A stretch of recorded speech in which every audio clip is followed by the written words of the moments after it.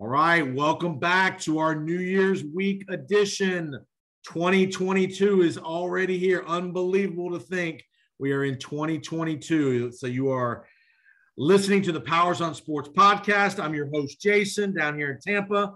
We are going to talk all things college football national championship game this weekend.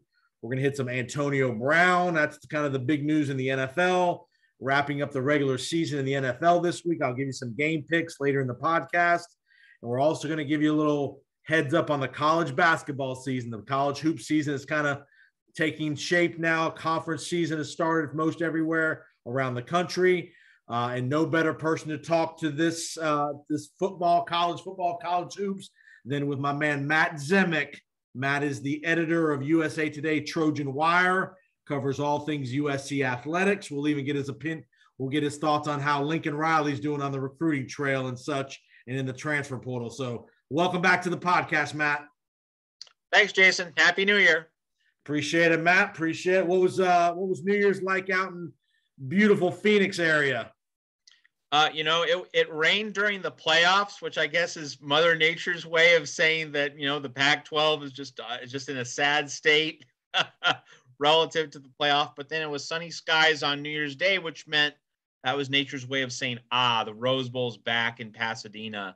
So if you want metaphors, the rain during the playoffs in Phoenix and sun on New Year's Day, you can take it however you want, but that's my interpretation. How was the turnout for the Fiesta Bowl with Oklahoma State, Notre Dame? Mediocre. The lower bowls were filled. The upper bowls at the stadium in Glendale, the Arizona Cardinals Stadium. Right. The upper bowls were populated, between the 20-yard lines, but the end zone seats, lower and upper bowls didn't have a whole lot of seats. I forget what the exact attendance figure was, but there were at least like 15,000 empty seats. And for an 11 a.m. local time game, that's when the game started, and it's not a playoff semifinal. Right. That you're going to have that, and plus, the pandemic complications. I think that, in a pre-pandemic context, that Oklahoma State Notre Dame game would have popped a lot more. Sure. I think you would have gotten a bigger attendance. I think that for the non-playoff games, I think there's a small. I wouldn't say it's broadly representative of fan bases, but you'll get like several thousand fewer fans willing to make the trip, right? Because why go through all the inconvenience for a non-playoff game? Now, I mean, the Utah, filling the Rose Bowl, getting like, 55, 60,000 people. Well, that was Utah's first Rose Bowl, right? So that was a special case where, it's not a playoff game, but, it was an extraordinarily important and emotionally significant moment for Utah fans. But if you don't have something like that and you get a non-playoff game, look at Pitt, Michigan State, lots of empty seats at Mercedes-Benz Stadium in Atlanta. The Gator Bowl, there might have been 5,000. There might have been 5,000 people at the Gator Bowl. It was awful. Yep. I mean, who would want to see? People didn't pay to see Rutgers, so right.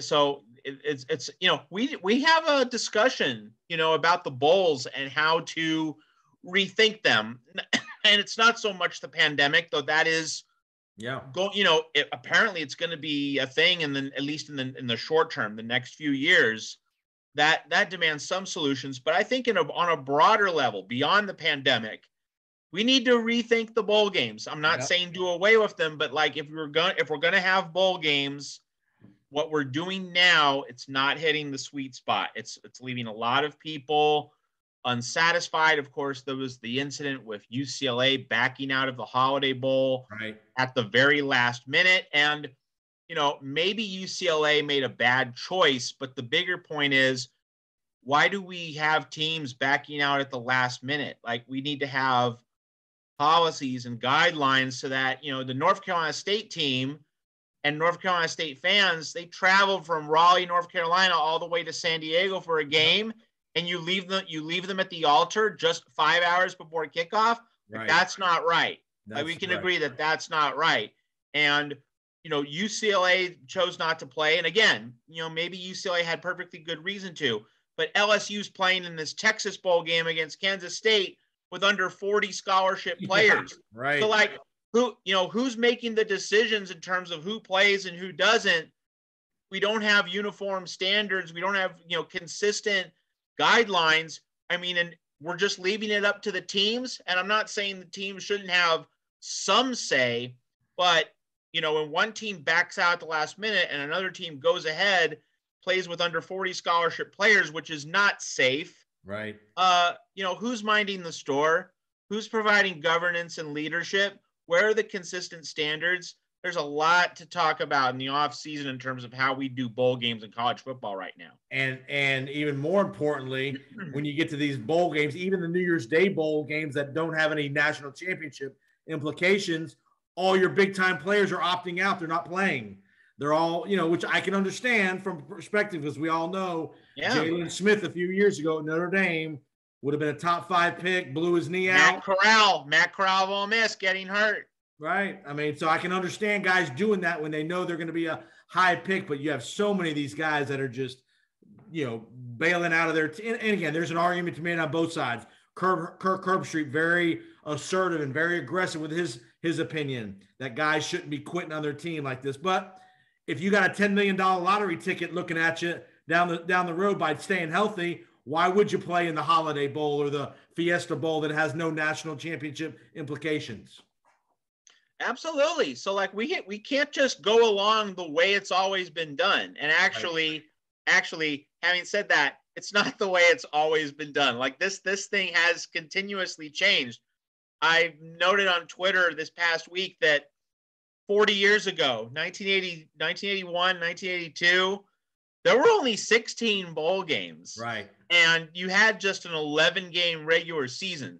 So teams that were in bowl games 40 years ago, you were at least 8-3. Like you were at least 5 games over 500. Right. You didn't have 6-6 and 7-5 teams generally in bowl games. Maybe 1 or 2, but they were the very rare exceptions.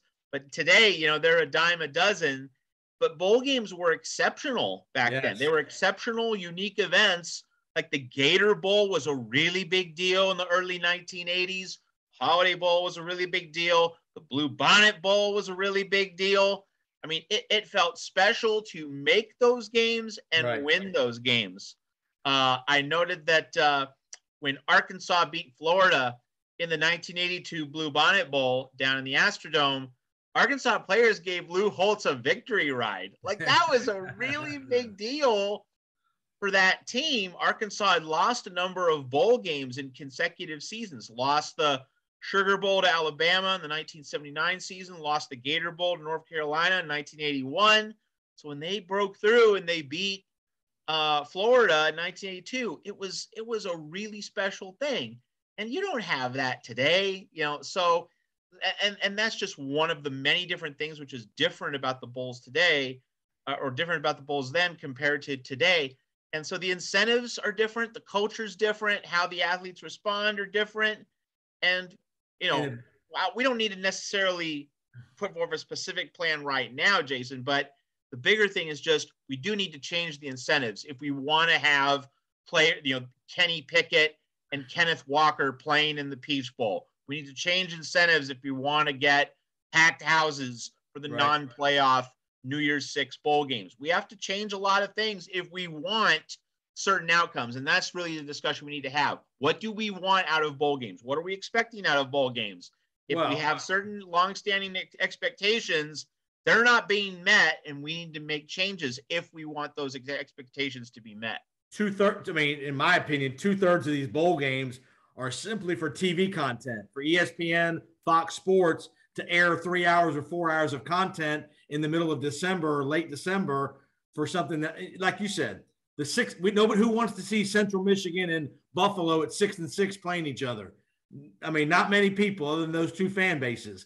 But again, it's TV content for ESPN and Fox Sports to cover these games and put a game on. They own the bowl, so they're funding it, which back in the day was not the case. NBC didn't own the Fiesta Bowl. There was a Fiesta Bowl committee. There was an Orange Bowl committee that financed all this stuff. So there was more incentive for them to get good teams and get great matchups and all that stuff. So I just think there's too many bowl games.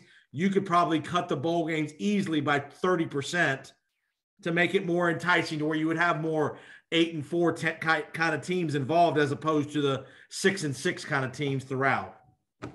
Well, and you know, that phrase, there are too many bowl games. I mean, that we need to have a discussion about that. And I'm not saying that I agree with that. I'm not saying I disagree with that, but the notion of too many bowl games, it gets to a certain, you know, there are certain underlying assumptions attached to that. There are too many bowl games because A, B, C, D, E. And I think if you're someone who does think there are too many bowl games, it's precisely because of what I was talking about earlier, that bowl games used to be special. Right. Bowl games used to be electric. Bowl games used to be, they were not exhibitions. They were championship games. You know, we're Gator Bowl champions. We're Blue Bonnet Bowl champions. Right. You usually played another top 20 team in a bowl game 4 years ago. Like that was a statement win at the end of your season. Like the Blue Bonnet Bowl usually was a top 20 matchup. Gator Bowl usually was a top 20 matchup. I mean, I'm not quite old enough to remember the 1980 Gator Bowl. My first Gator Bowl I remember watching was 81, North Carolina and Arkansas. But the year before, Pittsburgh against South Carolina, who did you have in that game? Pittsburgh was number 3 in the country. Wow. Number 1. So like the Gator Bowl got an elite team. Yep. Pittsburgh somehow didn't go to the Cotton Bowl or didn't go to one of the other prestige games that year. But you also had George Rogers, who won the Heisman in 1980, running back out of South Carolina. Yep. And you had Hugh Green of Pittsburgh, who finished in the top 3. So like you had 2 of the top 3 Heisman finishers and a number 3 team in the 1980 Gator Bowl. Like that's how big a deal the Gator Bowl was back then. And so, you know, for people who say there are too many bowl games, that's what they're getting at. Like bowl games were special. Like that was an appointment television game, the 1980 Gator Bowl, and other games of that stature, late December games. They weren't even January games. Yep. Late December bowls were significant events. Yep. So, but the idea that there are too many bowl games, it just needs to be, you know, unpacked. It needs to be fleshed out in terms of what do we want from bowl games? And if you do want the Gator Bowl to be a really big deal, then yes, there are too many bowl games.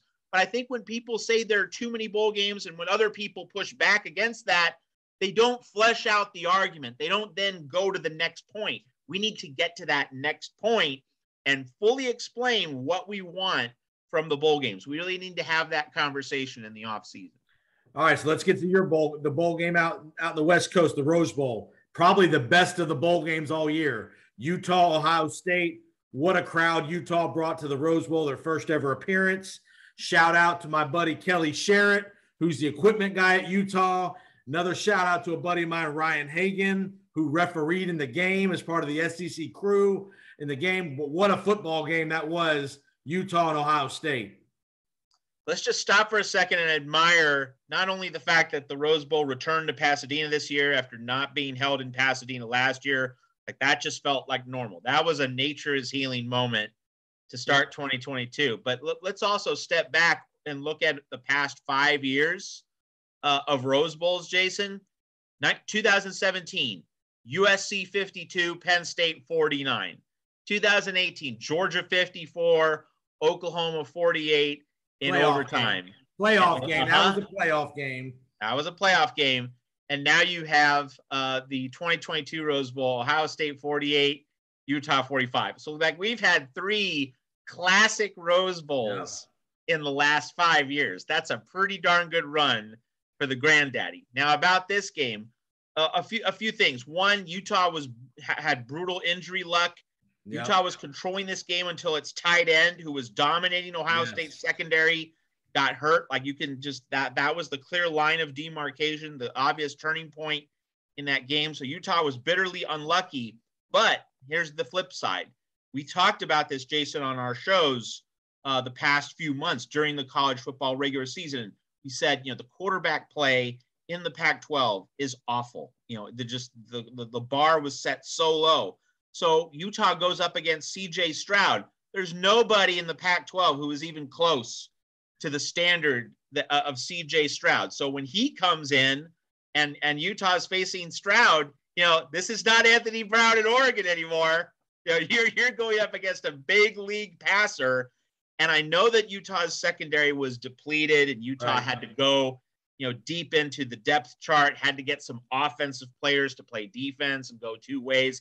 Yep. Yes, Utah was depleted and Ohio State probably would have done pretty well on offense, even if it was against Utah's starting secondary. But even then, it's still a product of Utah did not face any passing game remotely close to this all season long. And it just magnifies how the standard of play in the Pac-12 was so low that when you go up against other top teams across the country, and this is not a very good Ohio State team.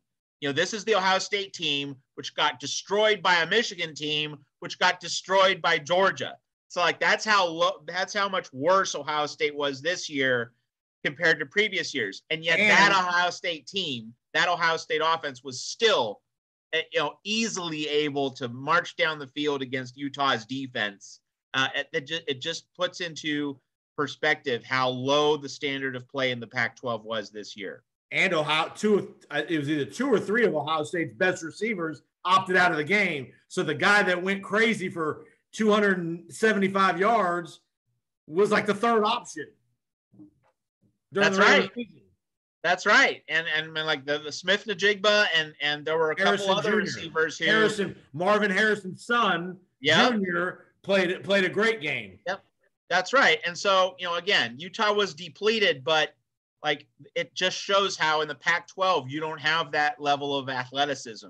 Like, and so, you know, Utah had nothing to prepare itself. Right. It had no basis or standard for going up against Ohio State. Like if Utah had gone up against a passing game, you know, which was somewhat dynamic, you know, it could then perhaps have adjusted to Ohio State's speed a little bit better, but there was no basis for that. Like there was no comparable passing attack. And that's part of what left Utah underprepared. It wasn't just that Utah lacked bodies. That was obviously, you know, important, but if there was another Pac-12 team that could throw the ball anywhere close to Ohio State, maybe the Utes would have been able to do a little bit better damage control, and they might have been able to win in spite of their own bad injury luck.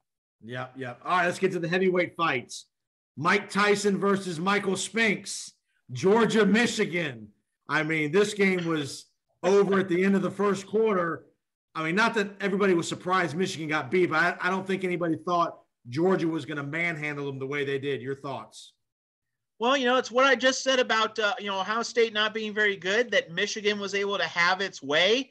And, you know, Ohio State's dominance of Michigan the past decade was so comprehensive that for Michigan to turn the tables in that matchup, I mean, that struck me, and I think it struck a lot of other people as, whoa, well, Michigan's different this time. Right. But Ohio State, the verdict really, you know, in hindsight, and after looking at the bowls this weekend, it's less about Michigan being that much greater. It's more about Ohio State being that much worse. Right. And so you put that Michigan team up against Georgia, and yeah, physically it was no contest. So it wasn't so much that Michigan was rising. It was more about how much Ohio State had fallen. And that's the miscalculation I made. Like, I thought Georgia would win, but I did think it would be close because I thought Michigan would be able to physically hold up against Georgia. And that was clearly not the case. You saw very early on that these were some dudes against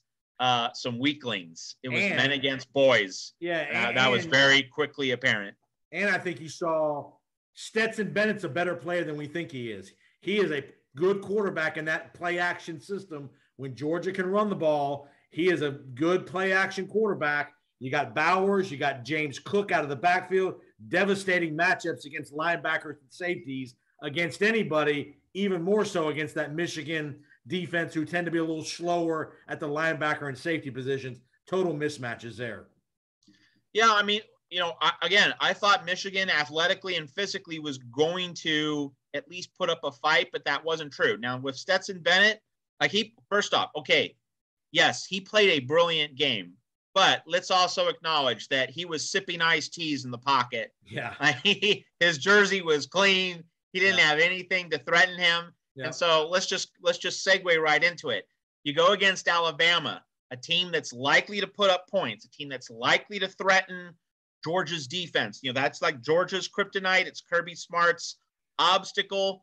So like against every team other than Alabama, Stetson Bennett is going to look pretty good. But Alabama is the ultimate test. It's the ultimate measuring stick. And so the last two times Georgia and Alabama have played, the final score has been the same, 41-24. So I think it starts with this game doesn't start with Stetson Bennett, but it comes down to, can Georgia's defense, smack Bryce Young, hit him hard, get him off his spot, rattle him, make him feel his presence, make him feel the turf in Indianapolis, rough him up, get to him early. And then if this game is close in the fourth quarter, which it wasn't in the SEC championship game, it wasn't a year ago in Tuscaloosa when Alabama ran away with it, then we're going to see what Stetson Bennett's made of. If this game is up for grabs, it's a 50-50 ball in the fourth quarter, Stetson Bennett will then get his chance. But first, it's about Georgia's defense being able to rebound from that embarrassment in Atlanta and get to Bryce Young. And it's really kind of interesting that you look at the playoff semifinals. Alabama did not play well on offense against Cincinnati. That was a very mediocre game for the Crimson Tide. And Cincinnati, interestingly enough, like Cincinnati on defense, not on offense, but on defense, Cincinnati played with the toughness that I was expecting Michigan to deliver against Georgia. Right. Like Cincinnati's defense is for real. I think we can see that. Like Alabama just did not bust loose against that defense. And so, in looking at Georgia versus Alabama, that, Alabama played, a mediocre offensive game. So I think that actually counterintuitively works in Alabama's favor. Like, Georgia came much closer to maxing out in the semifinal than Alabama did. It kind of felt like Alabama was saving the heavy artillery for the title game. You didn't see the full playbook. You didn't see the full you saw a heavy assortment of weapons. Heavy dose of Brian Robinson, 200 yards rushing. That was the part I was impressed with, that they committed and stayed with the running game. To me, it reminded me of when Larry Holmes fought Muhammad Ali. I don't think there was any doubt Holmes was going to win, but he just it was just a grind it out, beat them down kind of game. They were never in danger of losing because that Alabama running game played really, really well. Yeah, and I think that if you're Alabama, like that's the thing that has to give you the most confidence, right? That this is not one of Nick Saban's great offensive lines. Like last season's offensive line with Landon Dickerson and Alex Leatherwood, that was an elite offensive line. This one isn't, but in the month off that it had, you certainly saw a lot of improvement, a lot of evolution. So if that offensive line plays, at a high level against Georgia's defensive front, Alabama has to be considered the favorite. And Georgia's like a 2.5 choice. 2.5 favorite. I guess the thought process simply is that the rematch isn't going to go like the original, but Nick Saban against Kirby Smart, like Georgia has the burden of proof here. Alabama has the benefit of the doubt. It's Georgia that has to prove that it can take down, its nemesis, the thorn in its side. So I have to lean toward Alabama in this game because this is the proven entity, and you have an offensive line that certainly seems to be trending in the right direction. And if Alabama's offensive line, it doesn't even have to dominate Georgia's defensive front. If it just plays to a draw, that means Bryce Young has a good pocket to work with. And that being the case, we saw in Atlanta what that means.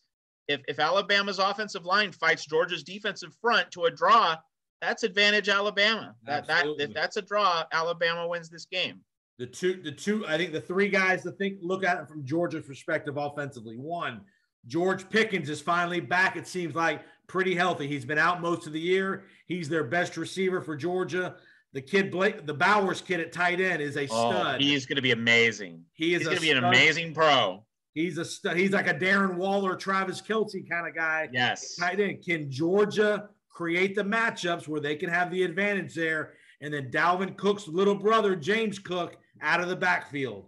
He's a tough matchup in the flats, in their passing game. And if they can get those three guys on matchups with linebackers, safeties, I think Georgia can move the ball, because I don't think Alabama's defense is elite either. No, I mean it's not, like we know what an elite Alabama defense looked like from 2011, from 2012. This is not in that same They're ballpark. Good. They're good, not elite. Yes, absolutely. But I would say that Alabama playing good, B plus. That's probably going to be able to do it if the offensive line is able to deliver the goods. So I think it starts with Georgia's defense against Alabama's offense. The game starts there, and if Georgia can stay in it, then the focus in the fourth quarter shifts to Georgia's offense.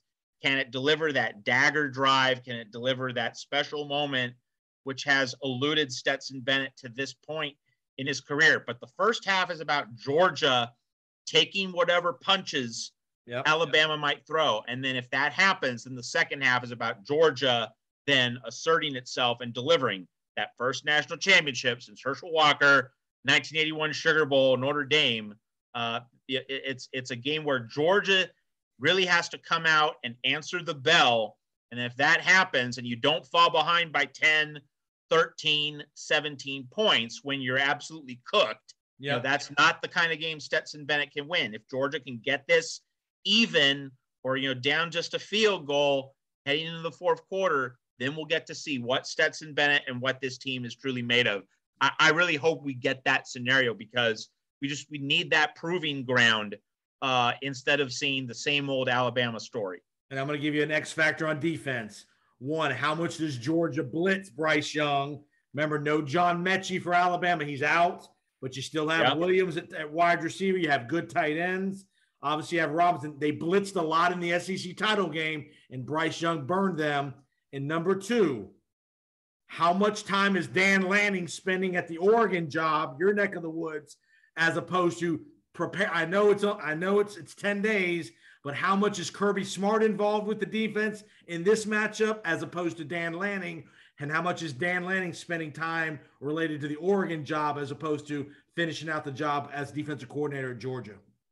It's a great point. I would say, though, that because Kirby Smart is a defense-first coach, and you do have Will Muschamp on that staff, and Muschamp, a terrible head coach, but as a defensive strategist, pretty darn good. So, I mean, I don't know anything. That I'm just speculating here, but I think that Georgia has plenty of brain power on the defensive side of the ball to get things right. I'm really interested in what Georgia's offensive approach is going to be, and on defense, it's more about just guys answering the challenge. I think Georgia, there was a part of this that in the SEC championship game where Georgia came in 12-0 and heard all the press attention, read all the press clippings, was a touchdown favorite. It reminded me a lot of the 2003 Big 12 championship game in which Oklahoma came in against Kansas State, unbeaten. People were saying how great Oklahoma was. So people were saying how great Georgia was and how great that defense was. And it's just easy to get caught up in that. And Alabama, Alabama as an underdog, like Nick Saban had to love the circumstances in which he entered that SEC championship game. Oh, we're a touchdown underdog. Oh, people think we barely beat Auburn, so people think that we're terrible. It was a great setup for Nick Saban. But now, with Alabama having beaten Georgia, the Dogs are going to enter this game, at least one would think, with a lot more humility than they did in Atlanta. So, it changes the dynamic. But, I think on defense, it's less about the plan for Georgia. It's more just about those guys who got their butts whipped.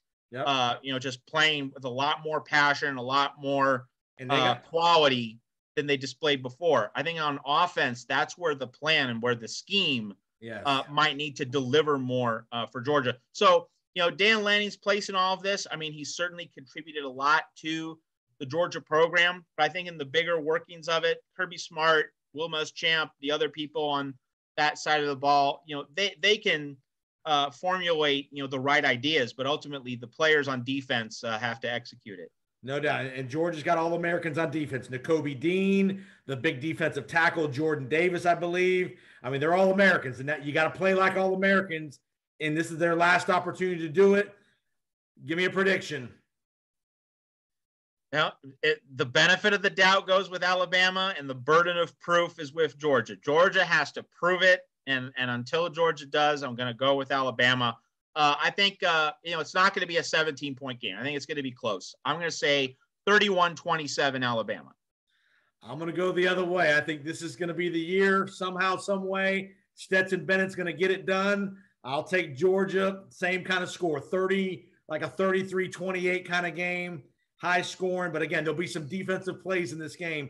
Don't be surprised if you see a defensive touchdown by one of these two teams. Special teams in these kind of games tend to be a factor as well. I know Alabama's given up a lot of long returns kickoff-wise, so look out for a trick play. Again, they know each other so well. So, again, a trick play here, a new formation that they haven't debuted this year. I think that's where you're going to see the advantage in this game. So I'm going to go the Dogs getting it done in Indianapolis. And let's just remember the 2018 SEC championship game between these two teams. It turned on a disastrous fake punt by Kirby Smart. That's when that game changed. So, yeah, we're waiting for that special teams moment.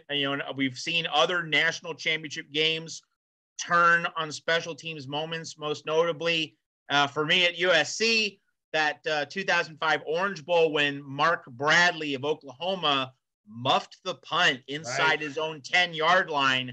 That was the turning point, which led to the USC blowout of Oklahoma in that particular national title game. So, yeah, we've seen it in the past. A special teams play completely changes the complexion of a national championship game. All right, you listen to the Powers on Sports podcast. I'm Jason, along with Matt Zemek, covers all things USC for Trojan Wire, part of the USA Today platform. Talk to me a little bit about Lincoln Riley. How are things going with Lincoln out in LA? Recruiting, I know the transfer portal, he's utilizing that. You've heard stories that he's really doing well with the high school scene in LA. Give us an update. Well, with Caleb Williams entering the transfer portal, let's keep in mind that over the past month, Caleb Williams was attending Oklahoma basketball games. He appeared on an Oklahoma-themed podcast, which was hosted by Oklahoma teammates. He goes to the Alamo Bowl and he plays well. Oklahoma scores 47 points. He's had good things to say about Brent Venables. Everything that Caleb Williams had been doing over the past 3 to 4 weeks pointed to being satisfied and happy at Oklahoma. So doing this, Caleb Williams has said that that Oklahoma is definitely an option for him, but per the rules, he has to enter the portal in order to have exploratory conversations with other schools. So I don't think his mind's made up, but it's still interesting that he went to the portal after what, certainly seemed to be a very satisfying Alamo Bowl against Oregon. But obviously this raises the question, Jason, is he going to follow Lincoln Riley and go to USC? It's also interesting that he's been mentioned as a Georgia, but he's also been mentioned as a UCLA target. Okay. That's been in the rumor mill as well. And so, what is Caleb Williams thinking? We don't know. But if he goes to USC or UCLA, that's a hugely explosive story. Yep. Of course, coming on the heels of Dylan Gabriel transferring to UCLA and then flipping to Oklahoma. So the Caleb Williams drama is really huge. And of course, Caleb Williams does go to USC. I'm not saying he will. I really have no idea. I thought he was going to stay at Oklahoma, but so now I don't know what he's going to do. But let's think that Jackson Dart, the current QB1 at USC would transfer out because Caleb Williams is just, first off, he's just more advanced in his development. That's not a negative commentary on Jackson Dart. It's just that Jackson Dart was injured, was behind Keaton Slovis. Clay Helton, of course, got fired. So that was the coach who recruited him. So Jackson Dart hasn't had a chance to really blossom. And then, of course, if Caleb Williams is there at USC under that scenario, Caleb Williams has had the benefit of Lincoln Riley's coaching for a year. Yes. So that alone would put him ahead of Jackson Dart. So you'd have to think that Jackson Dart would transfer. So like USC's quarterback situation is really hinging on whether Caleb Williams goes to USC. Now, in terms of Lincoln Riley beyond the Caleb Williams situation, one thing he did over the weekend, he hired Utah's running back coach, Keel McDonald, who's very highly regarded. And USC has run into a number of staffing plot twists where coaches had agreed to be on Lincoln Riley's staff, and then they switched their minds. They changed their minds shortly thereafter. Jamar Cain on Oklahoma's staff, he was supposed to follow Lincoln Riley to USC, but then he changed his mind. He went to LSU to join Brian Kelly. And Tashard Choice was the running back coach at Georgia Tech. Lincoln Riley thought he had him at USC, but then after like 48 hours, Choice changes his mind. He goes to join Steve Sarkisian at Texas. So there's been a lot of churn and a lot of intrigue in terms of why are these coaches agreeing to be with Lincoln Riley and then bailing on him.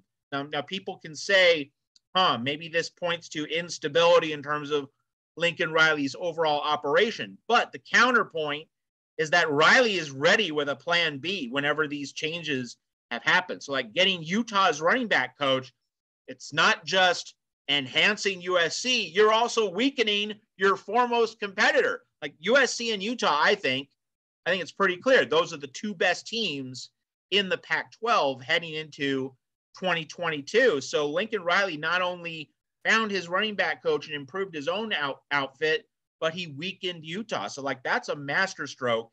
And I think that when you look at the recruiting landscape, when you look at the transfer portal, you look at the coaching staff, Lincoln Riley wants significant change. Like he's not making light tweaks on the edges. He wants an overhaul. He wants an extreme makeover.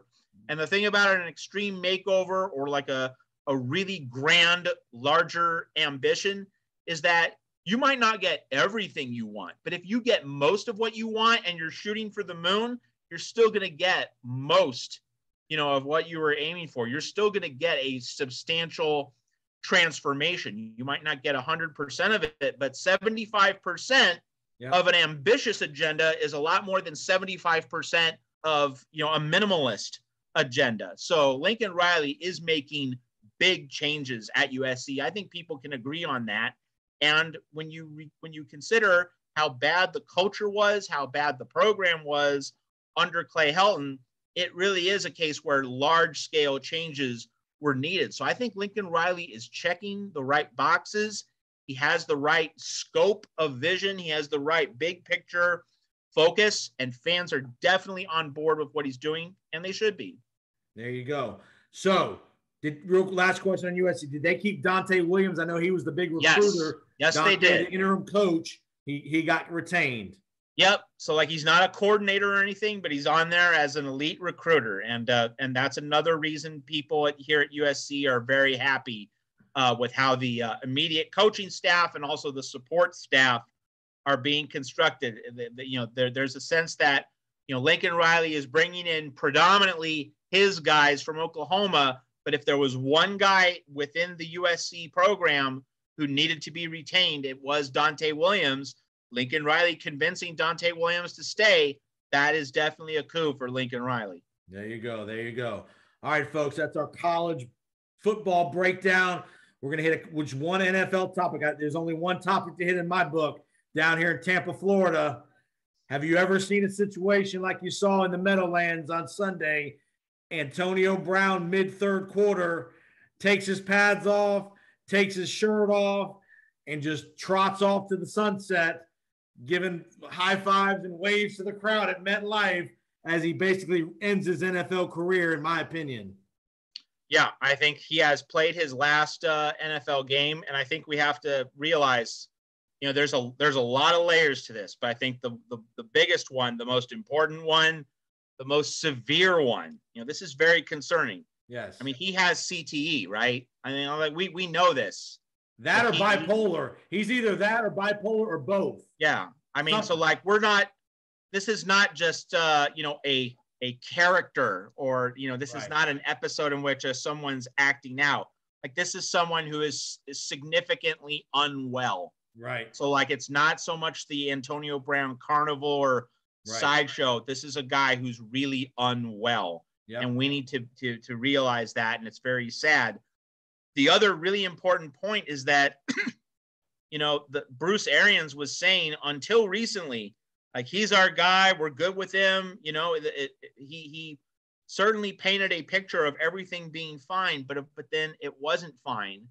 And, I think that, Tom Brady has talked and he's spoken and reacted like a responsible human being, like a concerned teammate, like someone who knows that this isn't, that Antonio Brown isn't well. I think Tom Brady has shown a lot of empathy, but Bruce Arians really has seemed to zig and zag, and he did not provide the leadership or the context in which the Buccaneers could have taken the best possible care of Antonio Brown, not as a football player, but as a human being, who has these very significant problems, and everybody knew about them. That is very concerning, and something needs to be asked about that. I would say this, though. I'm going to defend Bruce a little bit on this. I know Tom Brady's had a lot of good comments here in the last couple of days, but Bruce Arians did not want Antonio Brown on that football team. Tom Brady was the reason why Antonio Brown was signed and kept after the vaccination issue. If it wasn't for Tom Brady, he would not have been on the team last year, and he most certainly would not have stayed on the team after he was suspended. So Tom Brady's got to take a little bit of hit here for this, because this was his guy, and I think Bruce Arians deep down didn't want him on the team. I think that was told to him, and he was placating to Tom Brady on this one, to be honest with you. That's a fair point, and it certainly brings up the power dynamic between Bruce Arians and Tom Brady, that they need to be much more aligned. We talk about alignment a lot in sports management these days. Yep. The ownership, the front office, the head coach, they need to be in alignment. Well, Tom Brady, he's kind of like an extension of the coach on the field. And obviously he was and is a central figure in terms of getting other players to come join him in Tampa, to pursue Super Bowls. So, I mean, I think we can say with reasonable clarity that Brady and Arians were not really on the same page with Antonio Brown. They need to be in much better alignment on both sides of it. And I hope, and I would bet this is probably happening behind the scenes.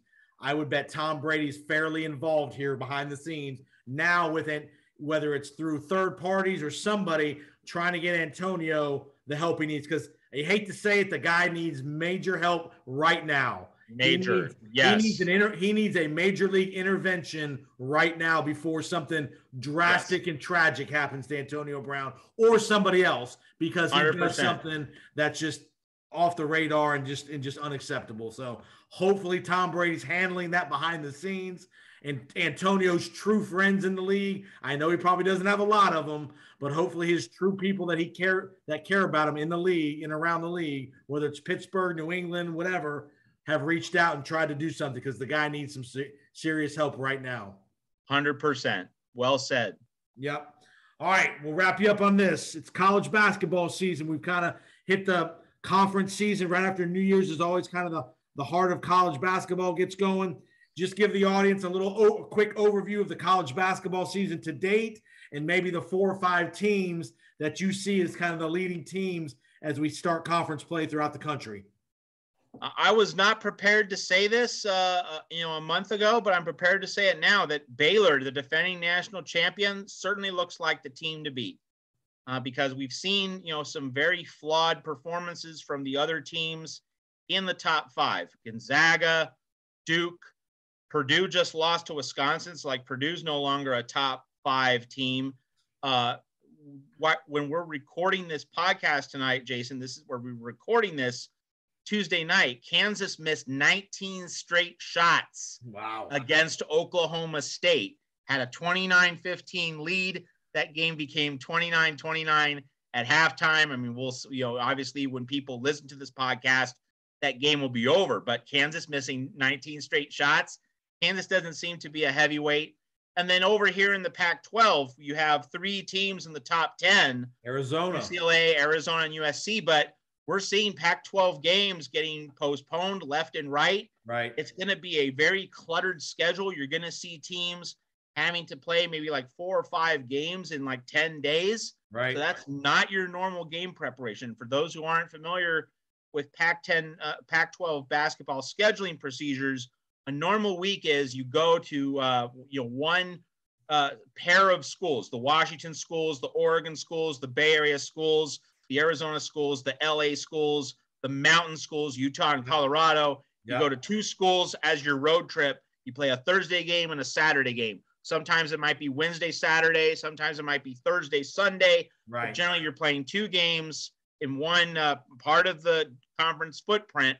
So, that means that you get 4 days off. You get Sunday through Wednesday off before you play a Thursday, Saturday pair of games each week. That's going to be blown up by all of these rescheduling instances.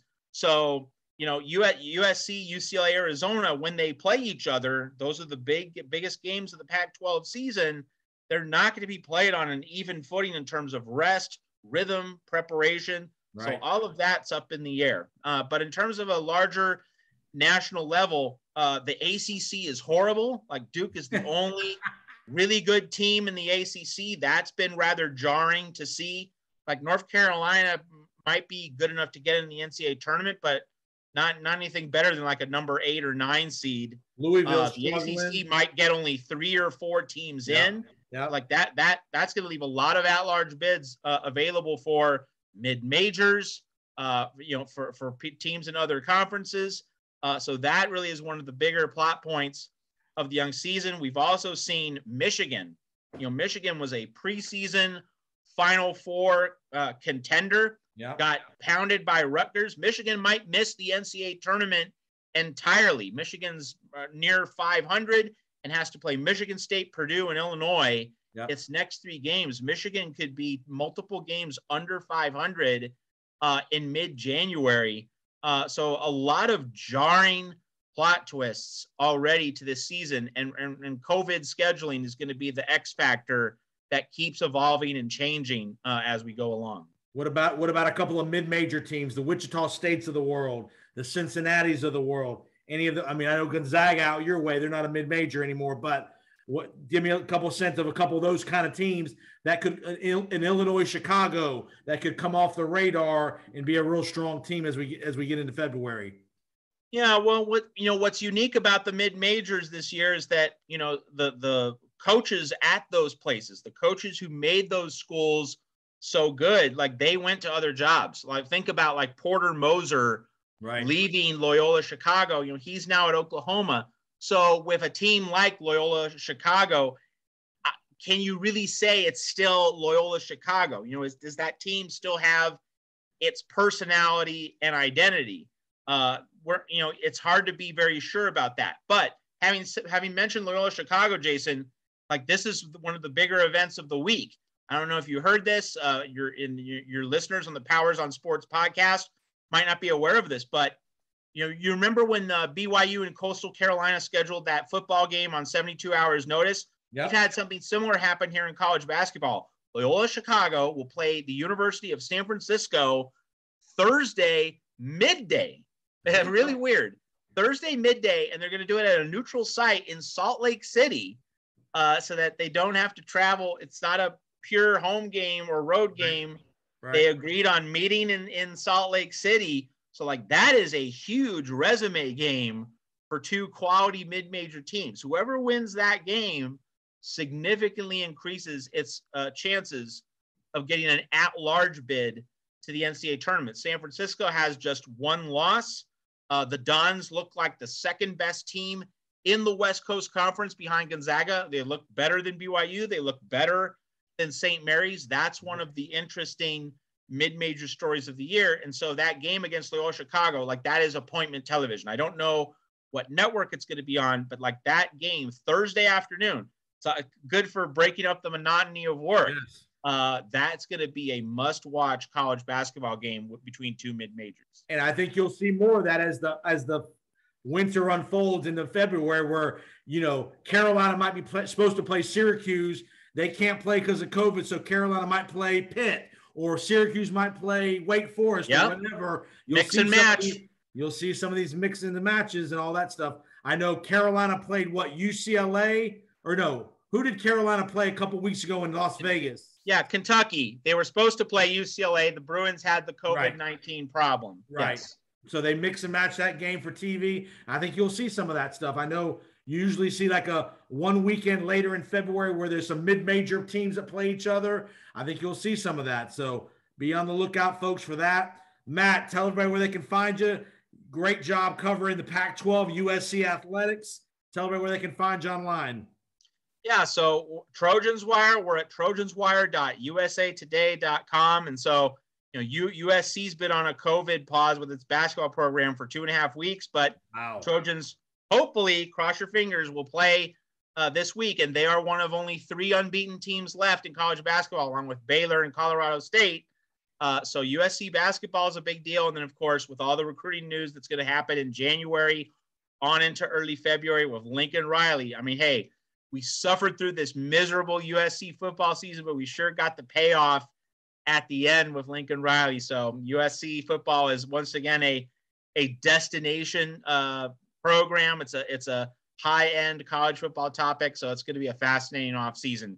trojanswire.usatoday.com. And he's a great follow on Twitter as well. He does stuff all throughout the day, college basketball, football, politics, pop culture, anything you want. Matt does a great job with little notes and nuggets on Twitter as well. Give me a Super Bowl pick. Who gets out of the AFC and the NFC? I think it's the Packers' time. I think the fact that, you know, remember last year in the pandemic, they couldn't have very many fans in Lambeau Field for the NFC Championship game. So this year they're going to have a full house. I think that, and just the fact that, you know, with the expanded season, getting that bye to rest everybody means even more this year. And then, you know, in the AFC, I mean, I know that the Titans get Derrick Henry back, but, you know, in Henry's first game back, that's going to be in the divisional round. You know, that's going to be January 22nd, 23rd. Yeah. How sharp is Derrick Henry going to be? And I think it goes to the seedings in that game. Matchup. Yeah, the seedings and how they relate to the matchups. Like I think that the Colts, who they're probably gonna visit the Bengals in the wild card round, and you know the Bengals haven't won a playoff game in 30 years.